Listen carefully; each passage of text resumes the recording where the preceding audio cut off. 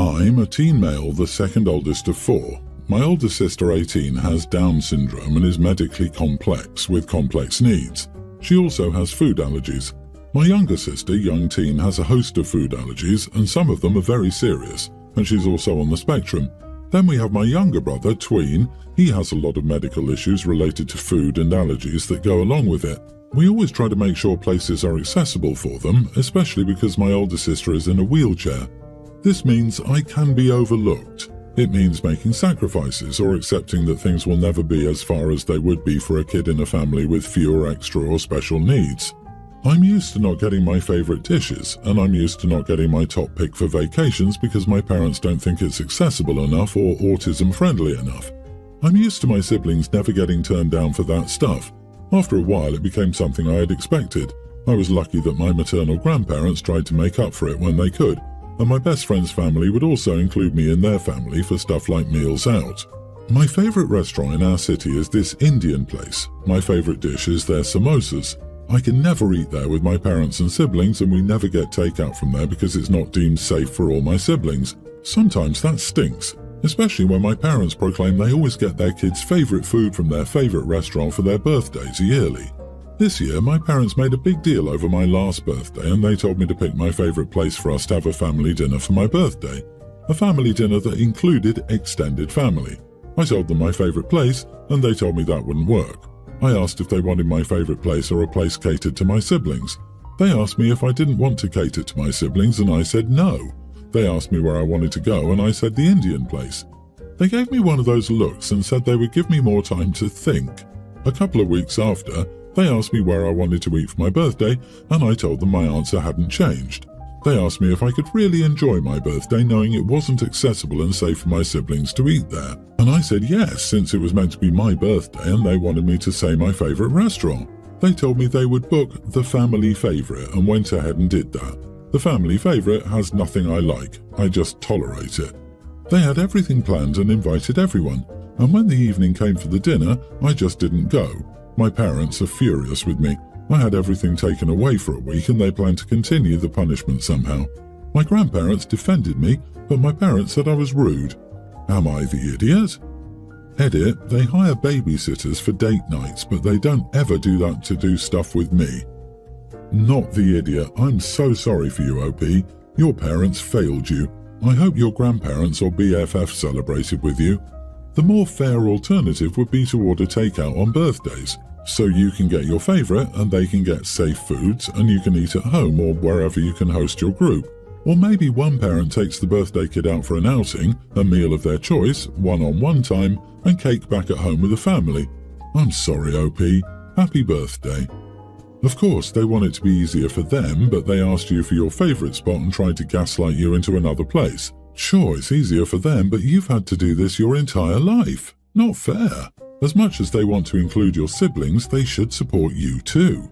Just know in 2 years you can escape, unless you go to your grandparents or BFF to live there now, and they will wonder why you don't want to be with them anymore or care for your siblings when they can't anymore.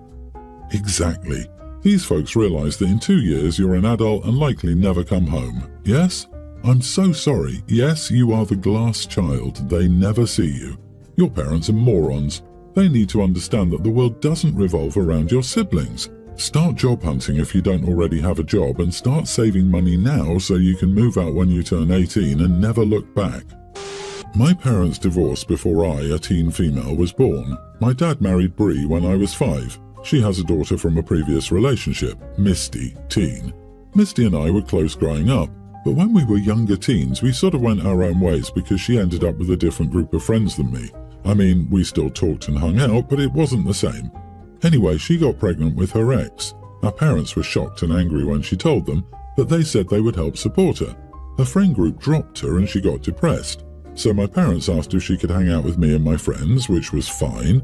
She did seem to be happier, but as this pregnancy went on, she would get more emotional. 1 minute she's happy, and the next she's all moody. I know it's just pregnancy hormones, and my friends and I tried to be understanding. But then she started getting clingy and wanted to go everywhere with me. We went to the mall and I wanted to try some clothes. She got really upset when she couldn't fit the clothes I was trying on, and she really started crying. I had to ring Dad to come pick us up. After Misty was asleep, I told Dad and Brie I needed a break from her. They told me to be more understanding and to look at it from her point of view. I was frustrated but decided to just deal with it. My friend's birthday is happening next week. Misty wanted to come and I had to tell her I was the only one invited. She got upset and started crying again. My dad and Brie told me it would be nice if I could ask my friend if she could go or stay home and keep Misty company, and I got mad and refused. They started on, look at her point of view. I just had enough and said if I couldn't go, I would move to my cousin's home because I couldn't stand being around Misty anymore. They were furious because Misty heard and they demanded I apologize to her, but I wouldn't. They said it wasn't my fault she got pregnant. Since then, everyone has been tense and my parents aren't talking to me. Misty hardly leaves her room now and I'm feeling bad and thinking I went too far. Am I the idiot? Not the idiot. Why do you have to look at her perspective but no one has to look at yours? You're young and have done nothing wrong, yet you're expected to forego your happiness and youth because she made a foolish mistake. Next time dad or stepmom say that, ask that they do the same for you. You are her stepsister, not an emotional support human. You are her stepsister, not her therapist, and you most certainly should not be forced to assist in raising a child you were not responsible for making, because we all know where this is heading. Or, pay attention to this, especially the last sentence. We know where this is going, but if you don't, they will force you to babysit and give up important milestones, prom, homecoming, social events, etc., saying, she doesn't have a chance to live a normal life like you, just this one thing. She is not your child. She made a series of choices that took away her chance. You did not. You don't owe her anything. This. I cannot stress this enough because this is exactly what will happen. You have to watch her baby because she's tired. Look at it from her point of view. And you don't mind deferring going to college, do you? So you can look after Misty's baby? We can't afford to both help Misty and send you to college. Look at it from her point of view. You can hear this right now. Get out of that house and go to your cousin's place, ASAP. My fiancé and I have been together for 7 years. We have an infant daughter together and I have 2 tweens with my ex, who died in a car accident 10 years ago. My fiancé is fantastic. He's excellent with the kids, great to me, super attentive, caring, empathetic and insanely patient. He's never once made me question him, and honestly, our communication is top-notch. Of course, we have disagreements, but they are few and far between. Generally speaking, if we run into an issue warranting a deep discussion, we work it out together with no ill feelings. But he wants to move back to his hometown, and he truly slept with almost every woman there. Despite what it looks like, his body count doesn't bother me, but his hometown is literally so small. Everyone knows everyone, and given how much he got around, you can't even go to a store in that area without running into either someone he screwed or that person's parents. He doesn't associate with any of these people anymore, though he does have friends in the area who do still associate with multiple women in question. I'm not saying anything would happen, but I really just don't want to deal with it. I don't want to go to a parent-teacher conference with him, he goes to every single one, and have to deal with one of his many old partners who just happens to be there with her children, which would likely happen. I don't want to walk into a grocery store or gas station and be met with the, hey, you're Matt's wife, right? I just don't want the attention at all. I moved out of my hometown for this exact reason. Everyone knows everyone. Well, we were in that area last week for his family dinner. One of his exes was there. His sister and her are friends now, though they weren't back in the day. It wasn't awkward or anything. She's cool, actually. But his family was all, when will you guys move back this way? I laughed it off. Well, leave and stop at the grocery store. While we were inside, some guy walked over with his girlfriend and said, Matt, how you doing, bud? They started a conversation. At some point he goes, you remember Tasha, right? Didn't you guys hook up back in the day? As if it was just a normal conversation. Anywho, he wants to move back. The school system is one of the best in the States, there's a lot of work there and there are a lot of nice properties, and it's close to both our families. My family is in the next town over, but I truly just don't want to deal with it. I enjoy living in the area we are now, where we don't know anyone and have zero drama. He says he understands where I'm coming from, but keeps saying, you know it's not like that, right? I would never do anything to jeopardize us. It's a better school for the kids and closer to our families. I know I have a past, but I truly would never cheat on you. And I know he's telling the truth. His love for me is blatantly obvious. He shows me off constantly. I just don't want to deal with it. Am I the idiot? Edit, we already have a nice house where we are currently, and it's only an hour from our family. I work at the hospital here and he works at a dispensary. The work available near his family is better for him, not me. I would take a pay cut and transfer to a really small hospital. The school is better, so there are pros and cons. Not the idiot. I don't think people realize how in small towns everyone's hobby is other people's business. That's kind of their thing. There's nothing to do except be nosy. I was in high school hearing whispers about how a kid in my grade was born out of wedlock and it was considered a big deal. In the 2000s. I would not want to be a child of a promiscuous man going to school in a small town. This is a thing. I have an uncommon last name. My uncle was a huge runaround. I shouldn't know that, but I do because of my last name. People didn't even consider I might be his goddaughter when telling me these things. Small towns are nothing but petty drama. It's a lot of crap you invite to your door without even meaning to.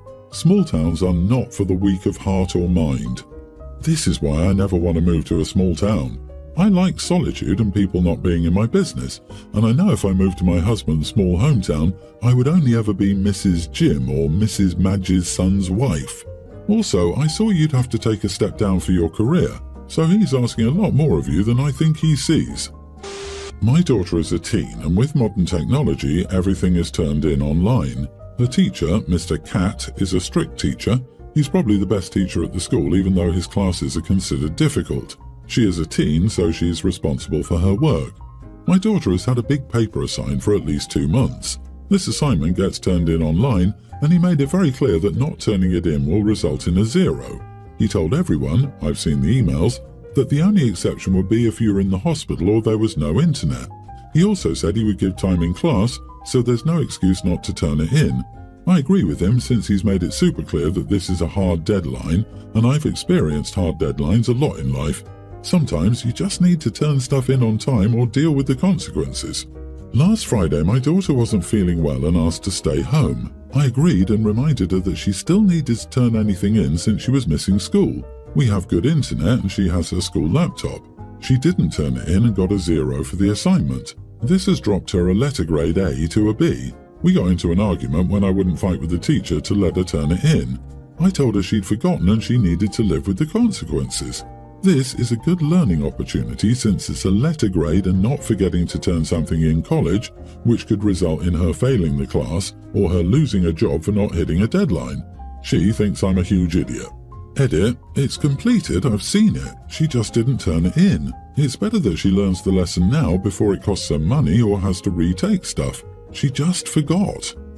Not the idiot. Wow, you're a rare specimen, parent. A parent who allows their kids to face consequences for their actions or inactions. Way to go. I'm not being sarcastic in the least. Too many parents want to be friends with their kids rather than parent their kids. Your daughter hopefully learned a hard lesson, and you have gained the teacher's respect. She had all day. She just forgot a big assignment? Sounds fishy. Consequences suck but are a fact of life. Also, she's a mid-teen. At this age, she should be the one corresponding with the teacher. I would go to my teacher and not ask my parents to do it on my behalf. She can ask to do extra assignments to improve her grade, etc. Growing up, I never asked my parents to go back for me, so I always find it odd hearing how some have.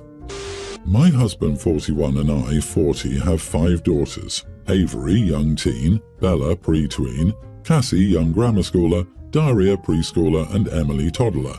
The 3 middle girls are good friends with an autistic girl, Jenny, a young grammar schooler, who regularly comes over to play with them. We've also included Jenny in many family outings, from the beach to bowling to amusement parks. Jenny's mom has done the same for my girls, only she takes them with her one at a time as she's also autistic and not used to caring for multiple children since Jenny's an only child. We had Jenny over for a sleepover this weekend and took her out for lunch. Jenny and Daria ordered the same meal, chicken tenders and French fries. I noticed that Daria finished her chicken before eating her fries, and Jenny ate all but one before moving on to her fries. About halfway through the meal, Avery had to go to the bathroom and offered to take the younger kids with her if they needed to go.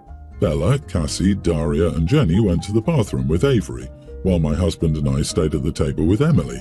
While the older girls were gone, I saw Jenny still hadn't eaten her last chicken tender, and assuming she wouldn't eat it, gave it to Emily, who ate a little more than half of it before her sisters and Jenny returned. After sitting down, Jenny noticed her chicken was gone and asked what happened to it. I told her, "You weren't eating it, so Emily ate it." She said that she was saving it for last and looked like she was about to have a meltdown, which I still have yet to deal with in public. So I took the little piece of chicken Emily didn't eat and gave it back to her, but she refused to eat it because it had baby germs on it. When Jenny's mom came to pick her up later that day, she told her mother about it. Her mom called me inconsiderate and said I should have waited for her to return and asked her before giving it away.